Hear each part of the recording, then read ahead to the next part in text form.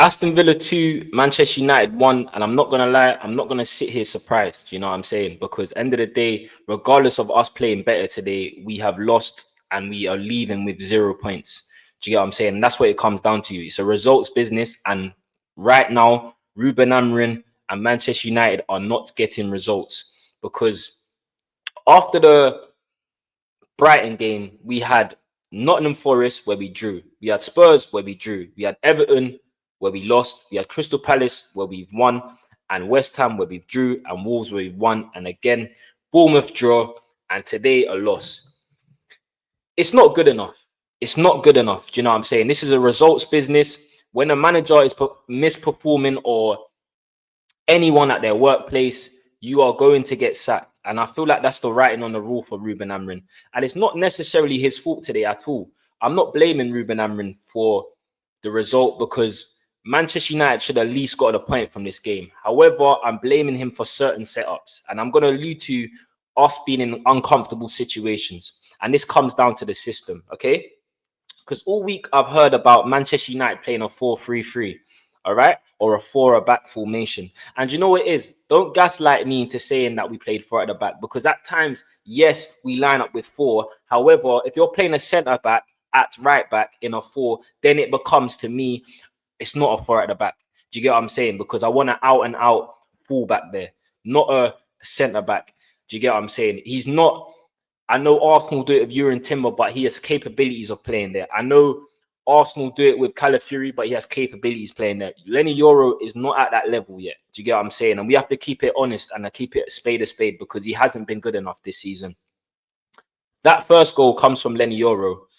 Morgan Rogers receives the ball almost at the corner flag, and he's managed to get inside and bang it top bins. Great finish. I'm not taking nothing away from Morgan Rogers. However, Lenny Yoro has to be tighter there. He's 19, yes. But this is basic analogy from football. What you're taught at youth level, regardless of you being a defender, is you don't allow someone to come in on their stronger foot. And he's given him far too much space, lack of intensity.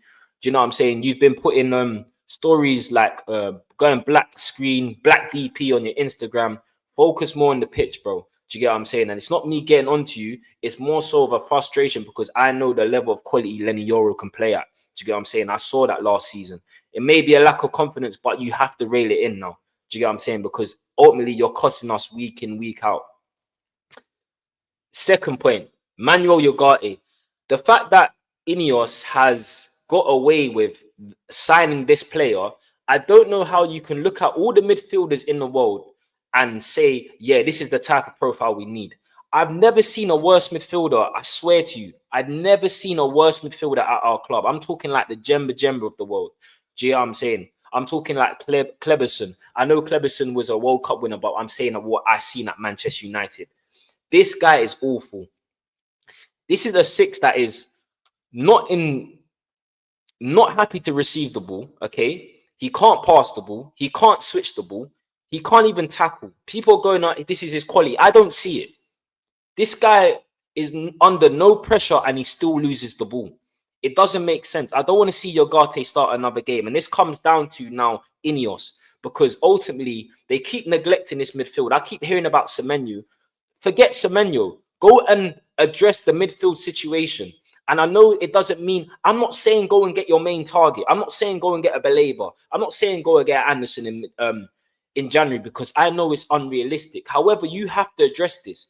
We finished the game today with Jack Fletcher and Martinez at centre midfield. How has that happened?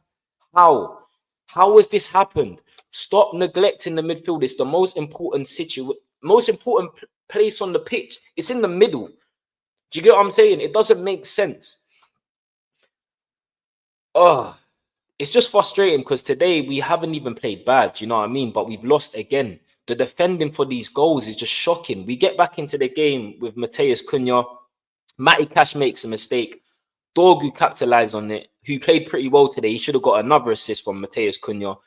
But Cunha smashes it in 1-1, and I'm thinking, okay, we've got some momentum. Big talking point, sorry. Bruno comes off the pitch, and we don't have Kobbie Mainoo. Bruno has apparently picked up a hamstring injury, and I'm going to go back to the manager in terms of how he's utilising this squad. Bruno has played 90 minutes consistently, even when games where he's been playing badly or he's looked tired, the manager hasn't brought him off. And today we are in a pickle because now Bruno is injured. That's a hamstring, so that's at least a month, going up to 2 months, possibly, comparing on the severity of the injury. And then you have Kobbie Mainoo, who's out now as well. I don't know if Kobbie Mainoo is injured or he's out because of discipline or he's moving away in January. I hope it's not the latter, because this would have been a perfect opportunity and game for him to come in and stamp his authority in that position. However, now he's injured. It just seems a bit of a coincidence now in terms of him going, his brother going into Old Trafford, doing the free Kobbie Mainoo thing, and then now the weekends come and he may have been dropped. We don't know. I can only go off what the manager's saying, is that he's injured, but it'll be interesting to see what comes out the press in this week, because you know how United is, especially after a loss or a bad result. It's just going to keep piling up. I don't know what's going to happen next, but we are in trouble. We are in massive trouble because ultimately the manager can't get results, regardless of you guys seeing improvements in performances and stuff like that. Ultimately, if you're not performing well in a workplace, you get fired. We're Man United. We're currently sitting 7th place now. Do you know what I'm saying? With how the Premier League is been this season and the lack of quality around us, I know we are one of those sides. However, we should be in a much better position. Do you get what I'm saying?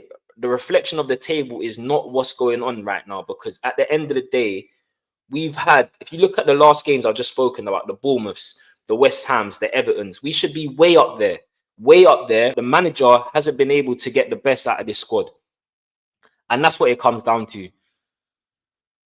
I don't know where we go from here, because again, that second goal they scored, poor from Dalot, poor from Euro again. Morgan Rogers puts it in the top bins, and it's just the same old stuff. No matter how much goals we score, no matter how much threatening we look, we can go the other side and we're going to concede goals. Do you get what I'm saying? And people are going to say, oh, well, De Ligt's not here, Maguire's not here. We was conceding goals with them in the team. I saw us hold 3 at Brentford. Do you get what I'm saying? So something has got to change, guys.